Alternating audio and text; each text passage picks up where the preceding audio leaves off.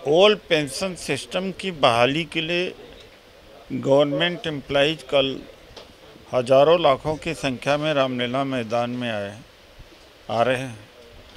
और जहाँ जहाँ कांग्रेस की सरकार राज्य है वहाँ पर तो पुरानी सिस्टम की बहाली हुई है। नई पेंशन सिस्टम जब वाजपेयी जी देश के प्रधानमंत्री थे लाए थे, और उसके बाद में जितनी भर्तियां हुई करीब 1 करोड़।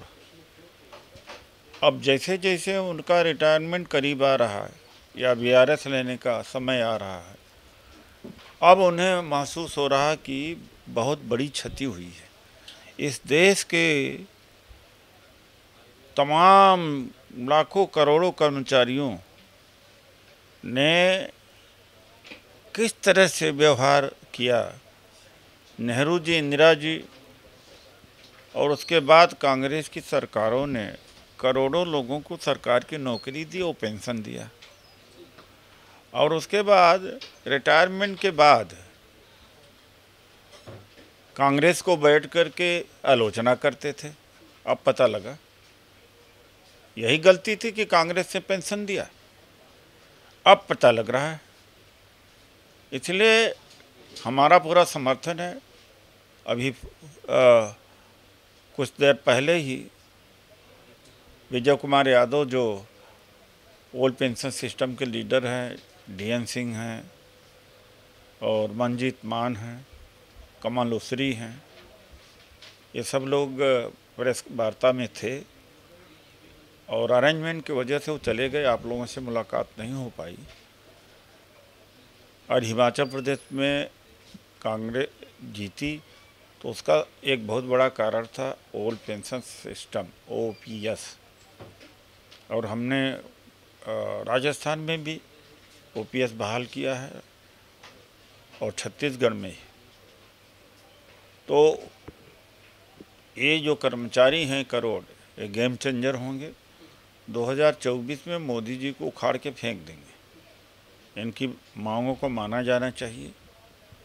और इस देश का 13 लाख करोड़ से ज़्यादा एनपीए हो जाता है, यानी बैंक का लोन माफ़ हो जाता है। 1,50,000 करोड़, 1 लाख करोड़ अगर पेंशन भी दे दी जाए तो कौन सी बड़ी बात। जीटीबी का सुभाष चंद्रा का लोन माफ़ हुआ 6,500 करोड़। वो ठेकेदार कभी नहीं थे। और जो मीडिया के व्यापार में थे, उन्होंने ठेका लिया, खुद काम तो नहीं किया, सब कॉन्ट्रैक्ट बन गए, सब कॉन्ट्रैक्टिंग दे दिया। इस तरह से इस देश में लूट रहे। अन्य जगहों पर खर्च होगा। 8,000 करोड़ रुपए का मोदी जी का जहाज आ सकता है और 41,100 करोड़ रुपया G20 समिट के इवेंट में खर्च हो सकता है। और यहाँ भर्ती के लिए, नई भर्ती के लिए, सरकारी नौकरी के लिए पैसा नहीं है, पेंशन के लिए पैसा नहीं है।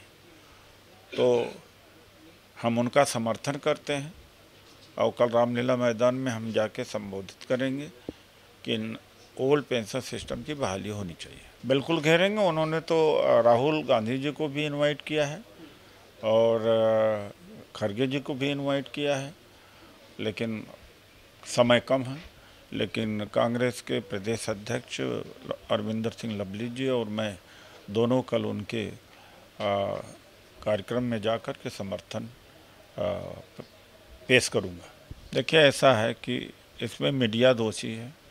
ऐसे यह भी लगता है कि जाति कितनी ज़्यादा मजबूत है। अगर सबसे ज़्यादा जड़ें किसी के मजबूत हैं तो यहाँ के इस देश में कर्मकांड और जाति। ठाकुर किसी संदर्भ में इस्तेमाल किया गया है, लेकिन वो ठाकुर शब्द को भिन्न कंटेक्स्ट में, संदर्भ में कोट करके नेता कोई बन जाता है। आज फिल्म बनाना मुश्किल हो गया। आज तमाम वर्गों का नाम नहीं ले सकते। सबके आस्था का सवाल हो जाता है, जाति का सवाल हो जाता है। तो ठाकुर का मतलब यह नहीं कि एक विशेष जाति। अभी कई जगहों तो ठाकुर कारपेंटर समाज के लोग शर्मा भी लिखते हैं। तो ये किसी के नाम पर रजिस्ट्रेशन नहीं है, लेकिन मीडिया ऐसी चीज़ों को हवा देती है। तो मीडिया के में स्थान पा करके या पॉपुलरिटी या तो अपनी राजनीति बढ़ाने के लिए लोग ऐसे मुद्दे को खोज करके आगे बढ़ जाते हैं। कर्नावत एक फिल्म बनी थी, बस केवल किसी ने कह दिया कि ये तो अपमान है और लेके लाठी लोग खड़े हो गए। जब फिल्म आई तो देखा उसमें कुछ है ही नहीं। तो मीडिया बहुत बड़ा दोषी है इस देश का। अगर मान लो यही व्यक्ति जिसने ठाकुर पे के ऊपर ऑब्जेक्शन किया, ये अनर्गल या इरेलेवेंट सब्जेक्ट को मीडिया न कवर करे तो मुद्दा खत्म हो जाता। नहीं, ये तो इसका भी कौन सा विरोध हो। ओम प्रकाश वाल्मीकि जी ने किसी संदर्भ में लिखा था, लेकिन अब मीडिया का ये है कि कब किसी मुद्दे को ले लें वो लोग। हाँ, तो वो एक्चुअली क्या है कि अब जेडीयू की सरकार को समझ में आ रहा है ना कि इनको रिहाई करके क्या किया, तो वरना ये जेल में अभी और रहते।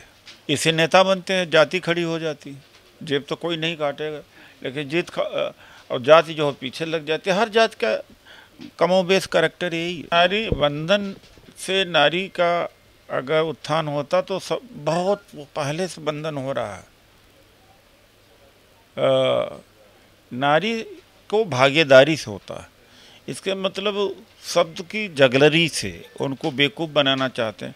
अरे 50% आबादी जो पिछड़े वर्ग के हैं महिलाओं को उनको जगह ही नहीं दिया, तो किस तरह से सशक्तिकरण होगा भाई।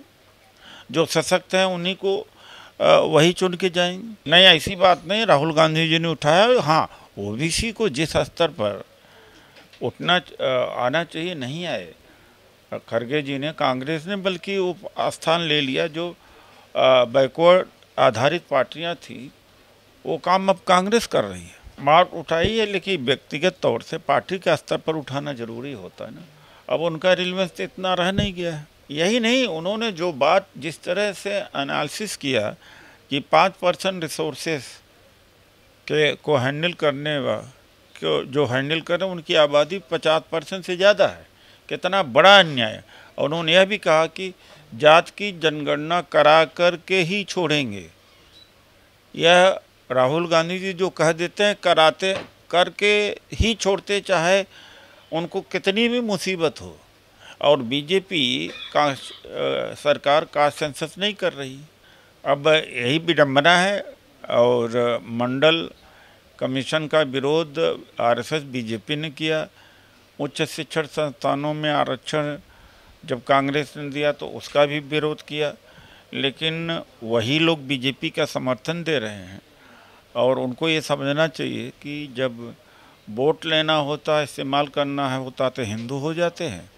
अब जो भागीदारी देनी होती है तो हिंदू नहीं रहते। फिर कुर्मी, यादव, कुर्मी, कड़रिया, पाल और बघेल, नाई हो जाते हैं, अयोग्य हो जाते हैं। तब योग्यता नहीं रह जाती इनमें।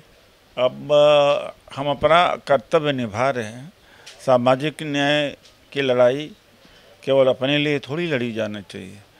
ये मार्टिन लूथर किंग ने कहा था कि अन्याय दुनिया में कहीं हो वो अन्याय होता है।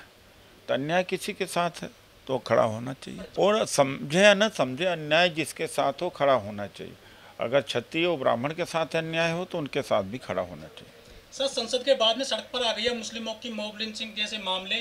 पूरी दिल्ली में जो है गणेश पूजा में एक केला उठा लिया एक मुस्लिम युवक ने, तो उसकी पीट कर हत्या कर दी है। एक केले की कीमत नहीं है सर मुस्लिम युवक की। यही है, अब क्या कहा जा सकता है कि जिस तरह से आज, इसीलिए जब तक इस निज़ाम को नहीं हटाया जाएगा तब तक कुछ होने वाला नहीं। क्या सर यही है सनातन धर्म? फिर सनातन धर्म में हमने तो बहुत बड़ी बहस छिड़ी थी कि सनातन में जाति क्या है। जाति उसकी आत्मा है, और जब जाति आत्मा है तो भेदभाव, छुआछूत, उत्पीड़न उसका हिस्सा है।